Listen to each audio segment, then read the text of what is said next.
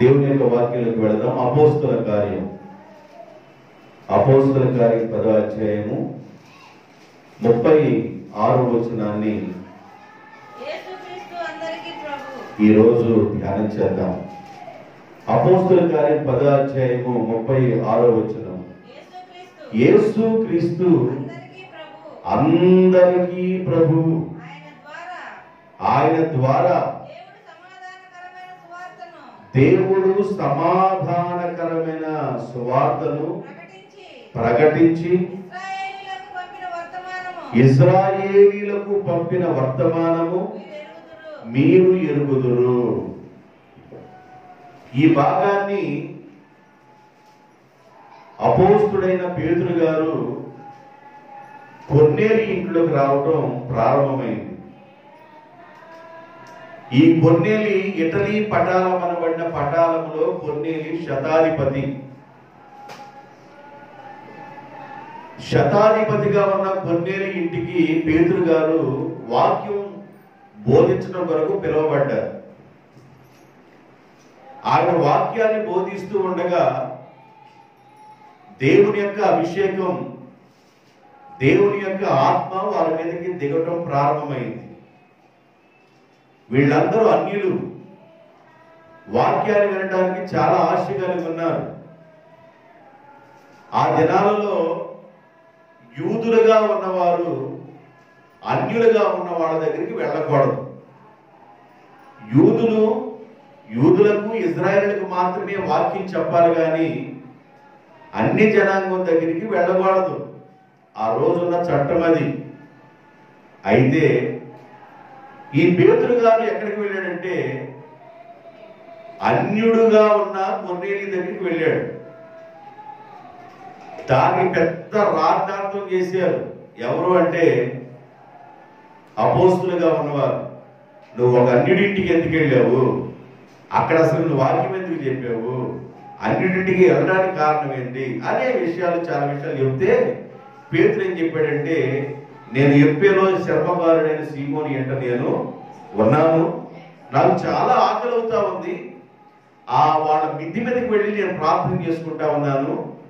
ప్రార్థన చేసుకుంటూ ఉండగా ఆకాశము నుండి 4 అంచులు కలిగిన ఒక దుప్పటి లాంటిది, ఆ దుప్పటి ఆకాశం నుండి దిగుతూ, ఆ దుప్పటిలో ఏం కనబడుతున్నాయి అంటే చతుష్పాద జంతువులు, రకరకాల జంతువులు కనబడుతున్నాయి.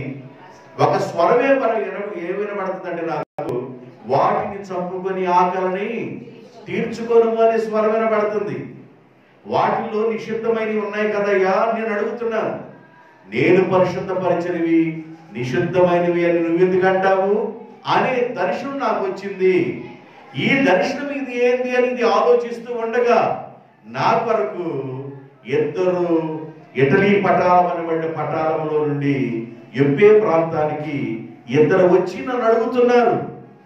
శర్మకారుడైన సీమోని ఇదేనా అని అడుగుతున్నప్పుడు ఈ స్వరం నా చెవును పడ్డాది.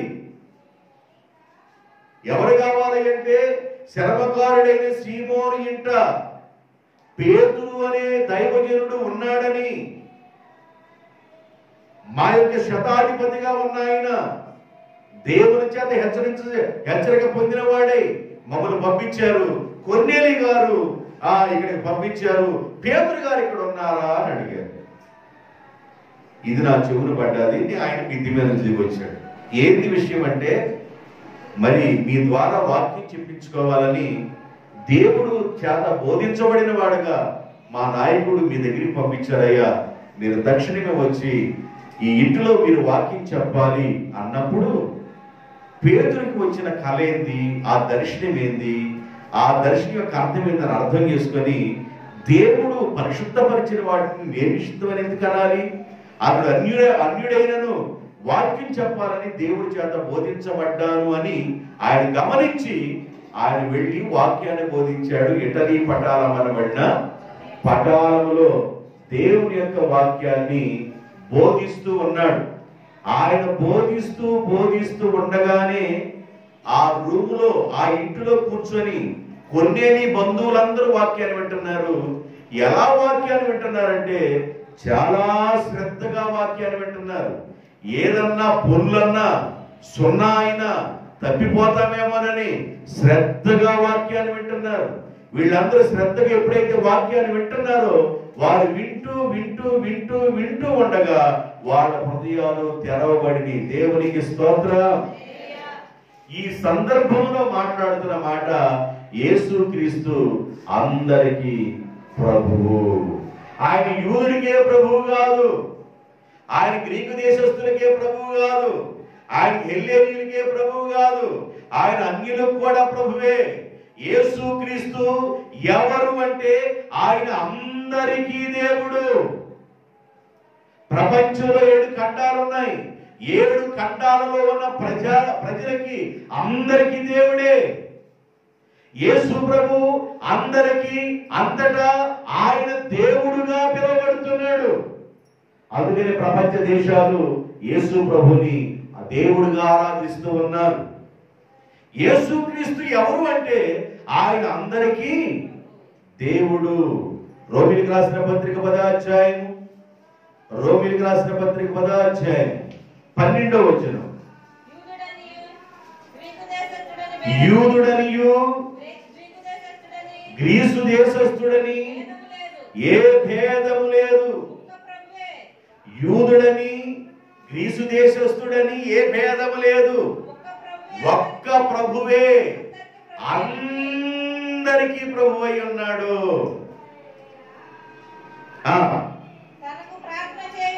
తనకు ప్రార్థన చేయువారి ఎడల కృప చూపుటకు ఐశ్వర్యవంతుడై ఉన్నాడు. ఏ భేదము లేదు.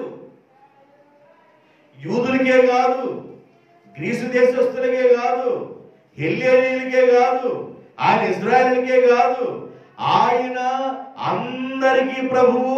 తనకి ఎవరైతే ప్రార్థన చేస్తారో, తన సన్నిధానంలో ఎవరైతే గడుపుతారో, ఎవరైతే మోకరిస్తారో, ఎవరు ఆయనకి భయపడతారో, భయపడే వారి ఎడల కృప చూపించి ఐశ్వర్యాన్ని ఇచ్చే దేవుడై ఉన్నాడు. తనకు ప్రార్థన చేసే వారి ఎడల కృప చూపించే దేవుడుగా ఉన్నాడు. మరియమ్మ ప్రార్థన చేస్తున్నప్పుడు దేవదూతలు ప్రత్యక్షమయ్యి, దయాప్రాప్తురాలా, నీవు దేవుని వలన కృపను పొందావు. ఎవరైతే దేవుడంటే భయపడతారో, ఎవరైతే దేవుడంటే భయం కలిగి ఉంటారో, ఎవరైతే దేవునికి లోబడి ఉంటారో, దేవునికి విధేయత కలిగి ఉంటారో, దేవుని యొక్క మాటకు విధేయత చూపుతారో, వాళ్ళ మీద దేవుని కృప వస్తుంది, వాళ్ళ మీదకి దేవుని ఐశ్వర్యం వస్తుంది. అతడు గ్రీసు దేశస్థుడని లేదు, అతడు యూదుడని లేదు, అతడు హెల్లేనీయుడని లేదు, అతడు ఎవరికైనా ఒక్క ప్రభువే అందరికీ దేవుడై ఉన్నాడు. యేసు ప్రభు ఎవరయ్యా అంటే ఆయన అందరికీ దేవుడు. అందరికీ అంటే అందరికంటే ప్రపంచంలో ఉన్న కోట్ల జనాంగానికి ఆయన దేవుడు.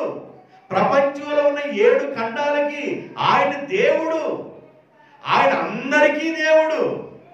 ఈ ప్రపంచంలో ఉన్న కోట్ల జనానికే దేవుడు కాదు, ఇంకా ఆయన ఎవరికి దేవుడో కూడా కొలస్సీలకు రాసిన పత్రిక, కొలస్సీలకు రాసిన పత్రిక 1వ అధ్యాయము 15వ వచనాన్ని చదువుకుందాం. ఆయన అదృశ్య దేవుని స్వరూపి అయిన సర్వ సృష్టికి ఆది సంభూతుడుగా ఉన్నాడు. ఆయన సర్వ సృష్టికి దేవుడు. ఆయన అదృశ్య దేవుని స్వరూపివై ఉండి ఆయన సర్వ సృష్టికి దేవుడు.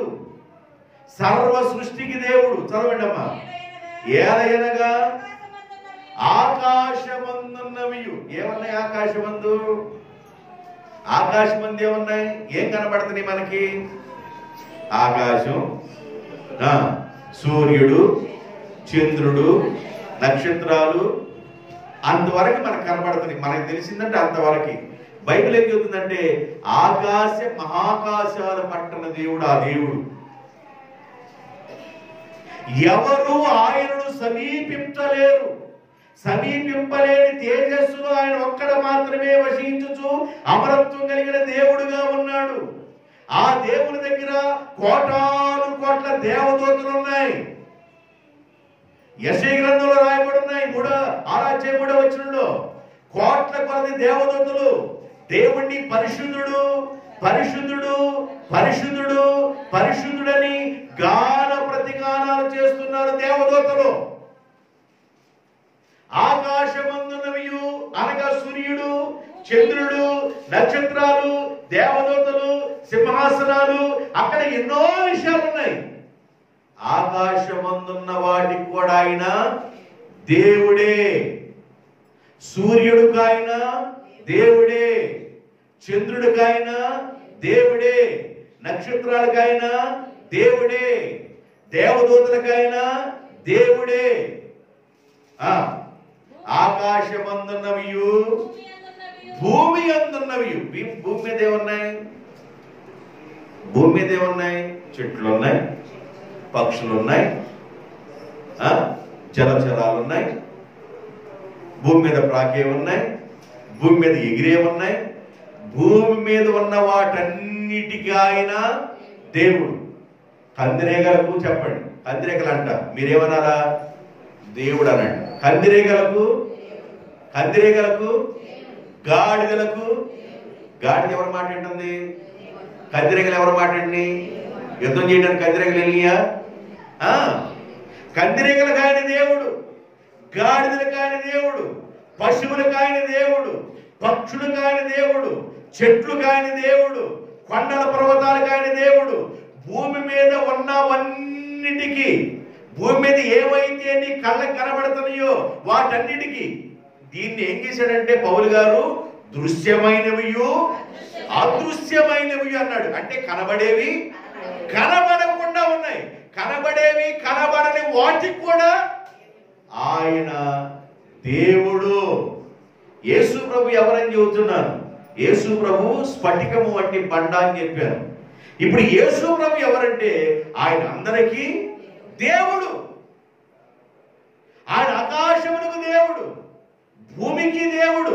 చదువమ్మా.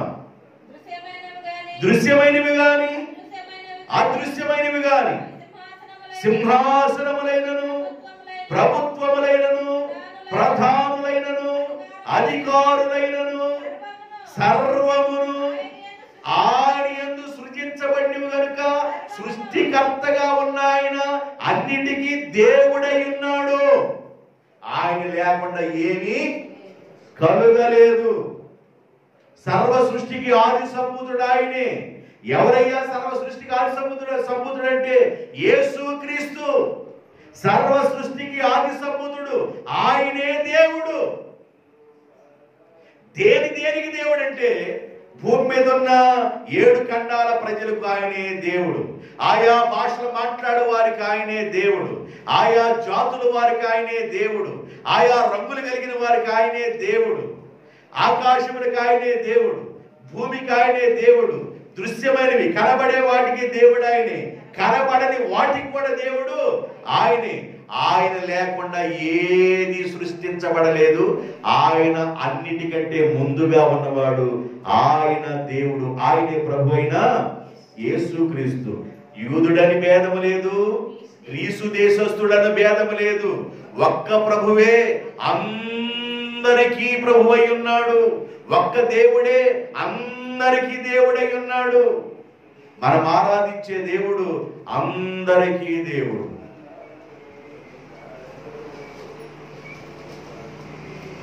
ఒకసారి పౌలు గారు తెలివి కలిగిన వారి పట్టణానికి వెళ్ళాడు. ఏ పట్టణానికి? బాగా తెలివి కలిగిన వారి పట్టణానికి వెళ్ళారు. తెలివి కలిగిన వారంటే మీ ఉద్దేశంలో ఎవరై ఉంటారంటారు? ఎవరై ఉంటారు? ఒక ఆయన అన్నాడు 3 చోట్ల రాసుకునే ఆయన కాళ్ళు తొక్కాడంటే, తెలివైనడు ఏం చేశాడంటే తొక్కాడు. ఏది మెత్తకుంది, ఏది మెత్తకుంది అన్నాడు. తొక్కినాడు ఏదో మెత్తకుంటే పోవద్దు, తర్వాత కాడు కడుకోవద్దు. మెత్తకుంది ఏందని ఆడ తీసుకొని కాలు అట్ట పైకెత్తి చేయి తగిలించాడంటాడు. ఆ చేయి తీసుకుని మళ్ళీ తీసుకెళ్ళి ఇక్కడ ముక్కు దగ్గర తగిలించాడు. తెలివి కలిగినాడు. 3 చోట్ల రాసుకుంటాడు. పౌలు గారు ఏదెన్సు ప్రాంతం వెళ్ళాడు.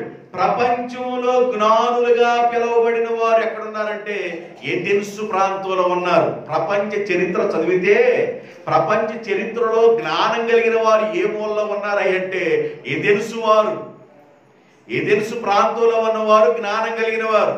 ఈ జ్ఞానం కలిగిన వాళ్ళు ఏం చేశారంటే అన్ని దేవుళ్ళని ఆరాధిస్తూ ఉన్నారు. జ్ఞానం కలిగిన వాడు ఏ దేవుడిని ఆరాధించకపోతే ఏ దేవుడు బాధపడతాడో, కాబట్టి అన్ని దేవుళ్ళని ఆరాధిస్తామని అన్ని దేవుళ్ళు పెట్టుకొని ఆరాధిస్తున్నారు.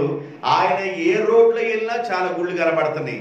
పక్క రోడ్డుకి వెళ్ళినా చాలా గుళ్ళు, అవతల పక్క రోడ్డుకి వెళ్ళినా చాలా గుళ్ళు, ఇంకా అవతల పక్క రోడ్డుకి వెళ్ళినా చాలా గుళ్ళు, చాలా గుళ్ళు కనబడుతున్నాయి. చాలా మంది దేవుళ్ళు కనబడుతున్నారు.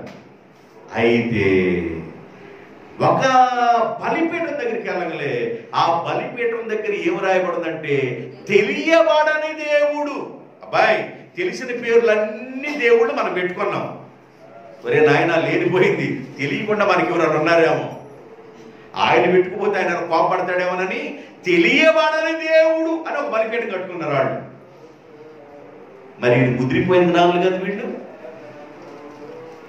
వీళ్ళకి రకరకాల దేవుళ్ళు పెట్టుకొని దేవాలయాలు కట్టుకొని ఆ దేవుళ్ళని పూజలు చేసుకుంటా ఉన్నారు. అయితే వీళ్ళకున్న జ్ఞానం ఎక్కువ కనుక మనకి తెలియకుండా ఇంకేదన్నా దేవుడు ఉన్నాడేమో, ఆ దేవుడికి మనం ఏం పేరు పెడతామంటే తెలియబడని దేవుడు అని ఆ బలిపీఠ మీద రాసి ఆయన కూడా ఆరాధన చేద్దాం అనుకున్నారు.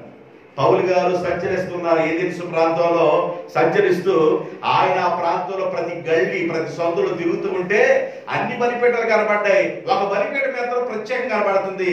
ఆ బలిపీఠ మీద తెలియబడని దేవునికి అని రాయబడి ఉంది. చదువుతారు అపోస్తలుల కార్యం 17వ అధ్యాయము 23వ వచనం. 17వ అధ్యాయము 23వ వచనం. అపోస్తలుల కార్యం. నేను సంచరించుచు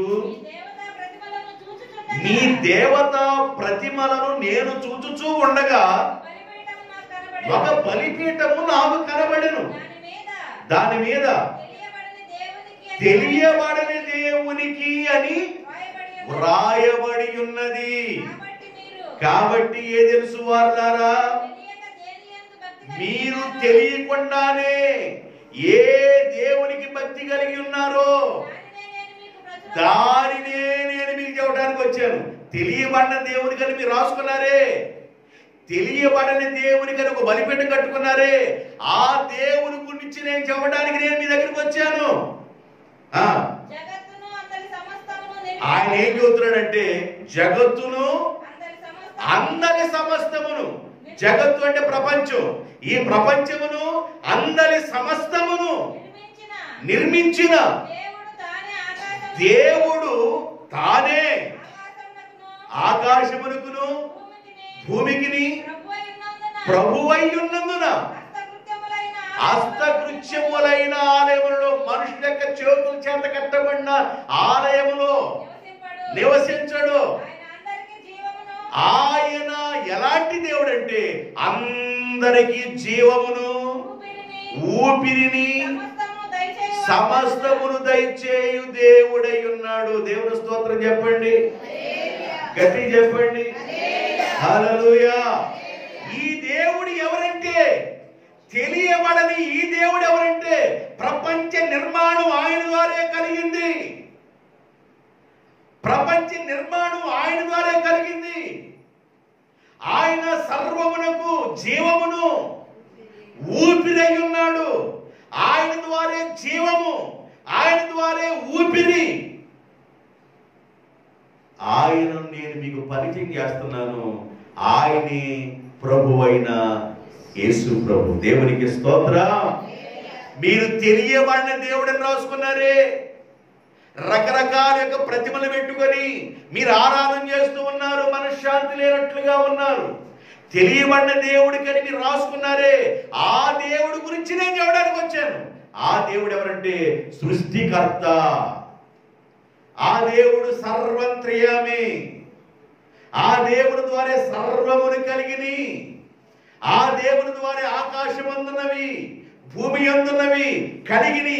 ఆయన ఆకాశమునకు భూమినికి ఆయన నిర్మాణకుడు, ఆయన ప్రభువు.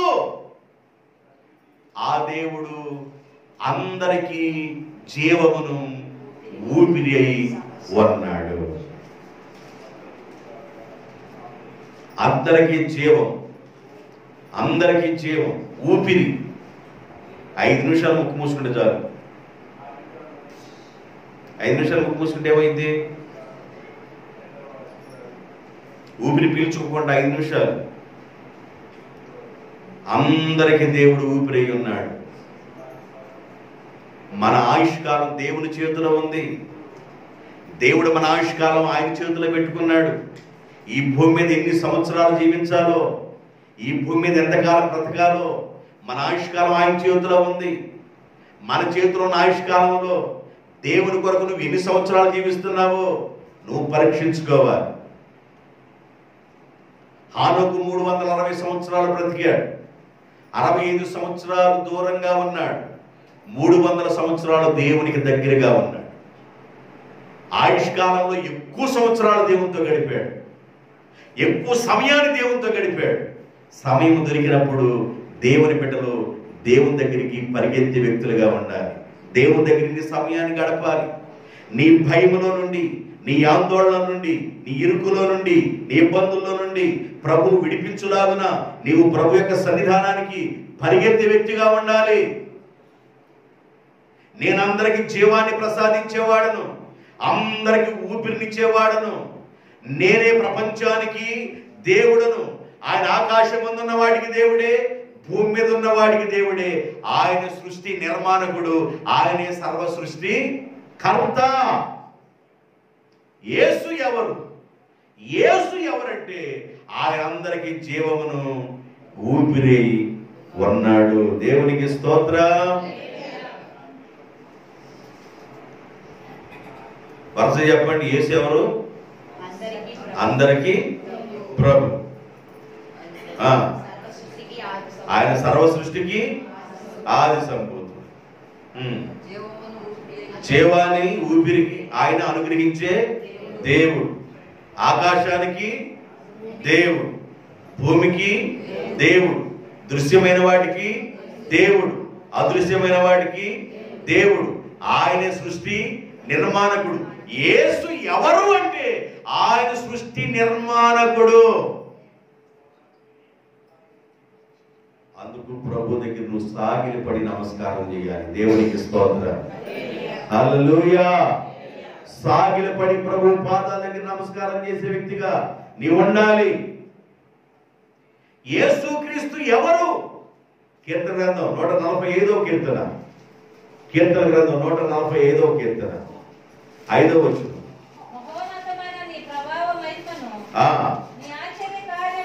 145:9. నేనేం చెప్పాను? 5 చెప్పానా? 145:9. యెహోవా చెప్పండి అందరికీ ఉపకారి. మొట్టమొదటి ఏం చదువుకున్నాం? యేసుక్రీస్తు అందరికీ ప్రభు, ఈయన అందరికీ ఉపకారి. ఆయన కనికరములు, ఆయన సమస్త కార్యములను, ఆయన అందరికీ ఉపకారి. యేసుక్రీస్తు ఎవరు అంటే ఆయన అందరికీ ఉపకారి. యెహోవా ద్వారా పంపబడిన నామము యేసుక్రీస్తు అనే నామము. యెహోవా ద్వారా పంపబడిన కుమారుడు యేసుక్రీస్తు. ఎవరయ్యా అంటే ఈయన అందరికీ ఉపకారి, అందరికీ ఉపకారి. ఆయనకు ఉపకారం చేయటమే తెలుసు, అపకారం చేయటం తెలియదు. యేసుక్రీస్తు అందరికీ ఉపకారి. ఆయన దగ్గరికి వచ్చిన చాంద్ర రోగులకు ఆయన ఉపకారి, జలాధర రోగులకు ఉపకారి, కుష్ఠరోగులకు ఉపకారి, పక్షవాత రోగులకు ఉపకారి, చావునకు లోనైన శరీరాలకు ఉపకారి. ఆయన అందరికీ ఉపకారి. యేసు ప్రభు సేవ ప్రారంభించే సమయానికి యేసు ప్రభు కంటే సీనియర్ ఉన్నాడు ఒక అతను. 38 సంవత్సరాల నుంచి కొనేటోడిన. యేసు ప్రభు వయసు కంటే పెద్ద సీనియర్ ఈయన. 38 సంవత్సరాల నుండి కూర్చున్నాడు కోనేటి ఒడ్డున రోగిగా ఉండి. యేసు ప్రభు తనకు కూడా ఉపకారి. దేవునికి స్తోత్రం. యేసుక్రీస్తు ఎవరు? యేసుక్రీస్తు అందరికీ ఉపకారి. ఏదైనా సమస్యలో ఉంటే ఆయన ఉపకారి, బాధలో ఉంటే ఆయన ఉపకారి, రోగములో ఉంటే ఆయన ఉపకారి, మనశ్శాంతి లేకుండా ఆయన ఉపకారి. యేసుక్రీస్తు దగ్గరకు మనం రావాలి. యేసుక్రీస్తు అందరికీ ఉపకారి. యేసుక్రీస్తు అందరికీ దేవుడు. యేసుక్రీస్తు సర్వ సృష్టికి దేవుడు. హెల్లేనీయులకైనా దేవుడు, గ్రీసు దేశస్తులకైనా దేవుడు, యూదులకు అయినా దేవుడు, సమరయులకైనా దేవుడు, ప్రపంచంలోని 7 ఖండాల ప్రజలకైనా దేవుడు, ఆకాశానికైనా దేవుడు, భూమికైనా దేవుడు, అందరికి జీవమును ఊపిరినిచ్చే దేవుడు. యేసుక్రీస్తు ఎవరు అంటే ఇన్ని విషయాల్ని బైబిల్లో రాయబడి ఉన్నాయి. పుట్లేయడం. యేసుక్రీస్తు అందరికీ దేవుడు. దేవునికి స్తోత్రం.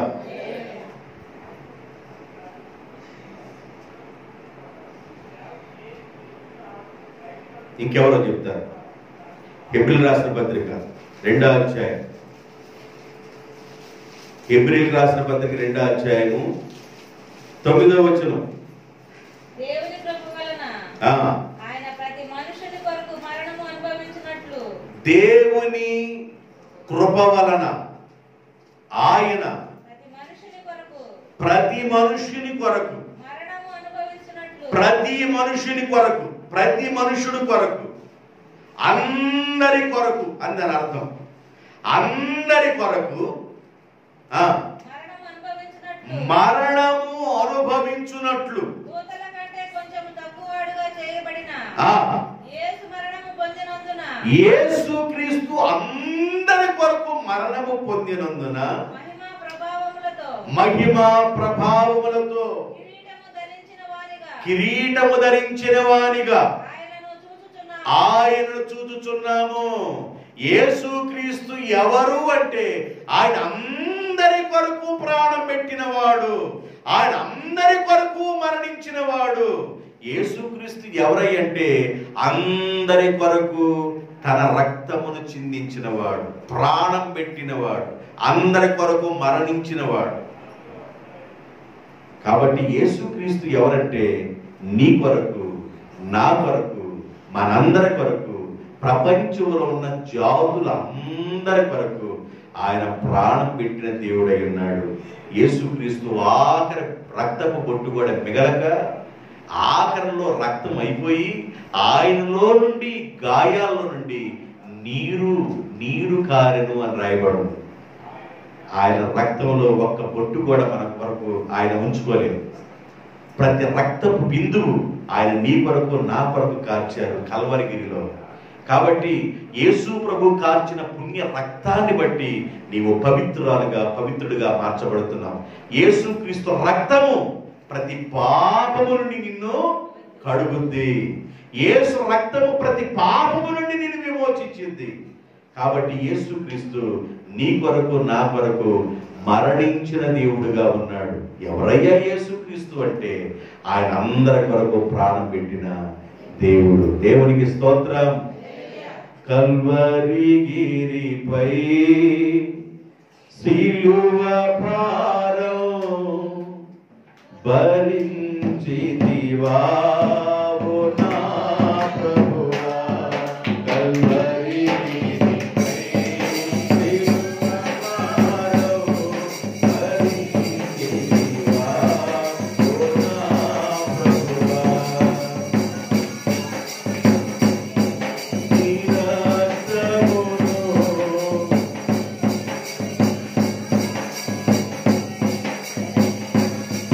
నా పాపముకై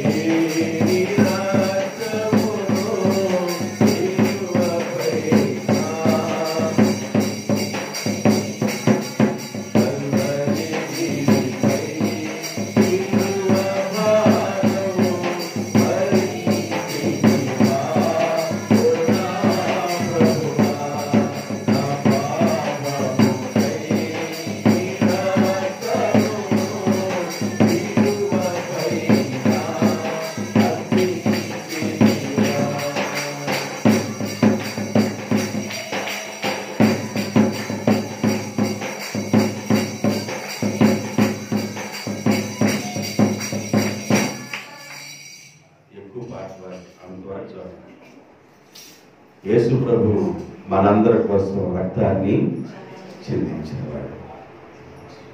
ఈ రోజున నీ విన్న మాటలు భద్రపరచుకో. యేసుక్రీస్తు ఎవరు? చాలా మాటలు విన్నాం. యేసు ప్రభు ఎవరు?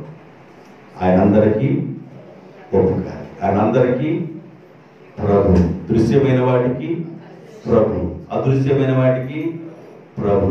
ఆకాశమునకు ప్రభు, భూమికి ప్రభు. అందరికి జీవమును ఊపిరినై ఉన్నాడు. ఆయన జీవము ఊపిరై ఉన్నాడు.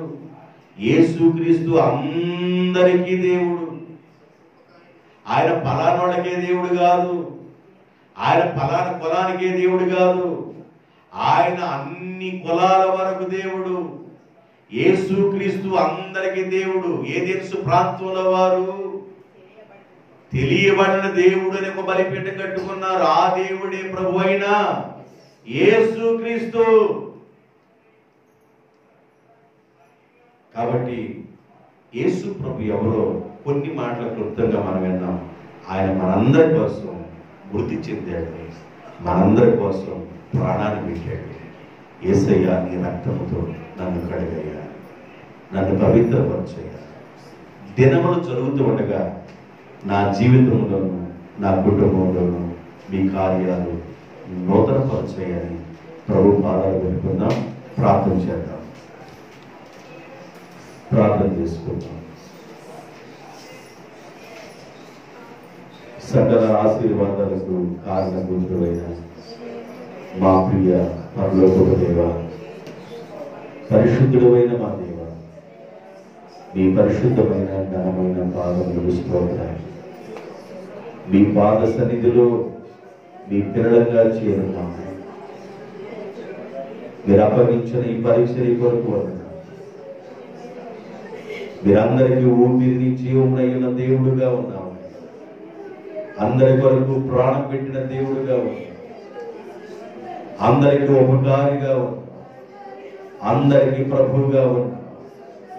సర్వ సృష్టికి మీరే ఆది సంపృతుడుగా ఉన్నాము. నా ప్రభువా, నా దేవ, నీ పాదముల దగ్గర సాగిపోతున్నాను. నీ పాదాల దగ్గర తండ్రి వేడుకుంటున్నాను. దీనులమై ప్రార్థన చేస్తున్నాను. యేసుక్రీస్తు రక్తము చేత ప్రతి బిడ్డ కడగబడినట్లుగా, శుద్ధీకరించబడినట్లుగా, నమ్మి బాప్తిజం పొందినట్లుగా మీ బిడ్డలందరినీ సిద్ధపరచమని ప్రార్థన చేస్తున్నాను. మీ ఆత్మతో నింపమని ప్రార్థన చేస్తున్నాను. మీ దీవెని చేత నింపమని ప్రార్థన చేస్తున్నాను. చేరున్న ప్రతి బిడ్డను పేరు పేరు చొప్పున ఆశీర్వదించమని ప్రార్థన చేస్తున్నాను. ప్రతి కుటుంబాన్ని దీవించమని ప్రార్థన చేస్తున్నాను. మీ రెక్కల చోట ప్రతి కుటుంబాన్ని దాయమని ప్రార్థన చేస్తున్నాను. రోగముల నుండి, వ్యసనముల నుండి, బలహీనత నుండి, ఆందోళన నుండి, భయం నుండి విడిపించు దేవుడు అని మీ పాదానికి నమస్కరించి ప్రార్థన చేస్తున్నాను. మా ప్రభువా, మా దేవా, మీ సన్నిధానంలో వేడుకుంటాను నాయన. మీరే మమ్మల్ని దర్శించి బలపరచండి నాయన. ఓ తండ్రి, మీ బలమైన ఆత్మ చేత మమ్మల్ని నింపమని ప్రార్థన చేస్తున్నాం. మీ బిడ్డల గట్టుగాను ఆటంకంగా ఉన్న ప్రతి విధమైన దురాత్మ క్రియలను నజరేయుడు యేసుక్రీస్తు నామం పేరిట బంధించి లైవ్ చేస్తున్నాం నాయన. దైవికమైన సన్నిధానంతో, మహిమతో, బలముతో మీ బిడ్డలందరినీ, కుటుంబాన్ని నింపమని, మీ బిడ్డల కుటుంబాన్ని ఆశీర్వదించు. ప్రభువును రక్షకుడైన యేసుక్రీస్తు నామములో, ఆఖరి రక్తబొట్టు వరకు తన ప్రాణమును పెట్టిన యేసుక్రీస్తు నామములో స్తుతించి గణపరిచి ప్రార్థన చేయించున్నాము తండ్రి. ఆమేన్.